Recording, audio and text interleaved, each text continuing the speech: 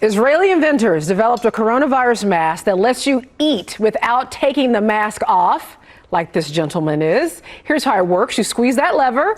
It opens a slot so you can just go at it like Pac-Man. Inventors say the Pac-Man mask lets you dine out with your friends without taking your mask off, which of course makes visiting restaurants less risky. There are a large number of people who won't wear masks at this point, including the president. It's never been more important to wear face masks, especially when you're inside, where the air just kind of sits. And if you're outside and you're 6 feet away from the next person, sure, if you're not sure whether to wear a mask or not, you should wear one. It's just common decency. Wear a mask. It's common decency.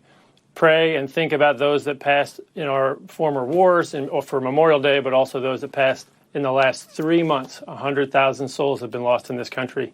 And then make sure you remember to wash your hands and remain socially distant, even though the shelter-in-place rules have been lifted. You wear the mask not to protect yourself so much as to protect others.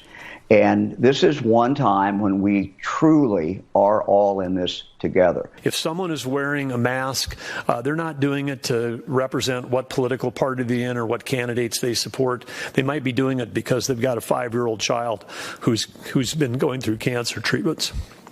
They might have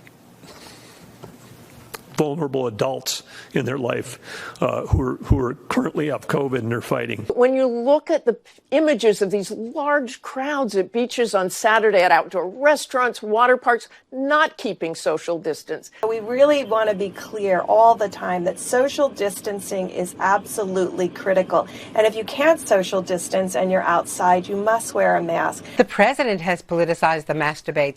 The president is the one who is fighting his own medical guidelines from the CDC and others, sidelining the medical advisors. We haven't seen very much of them, with the one exception of Dr. Birx the other night. Every doctor, every epidemiologist, every medical professional in America says wear a mask.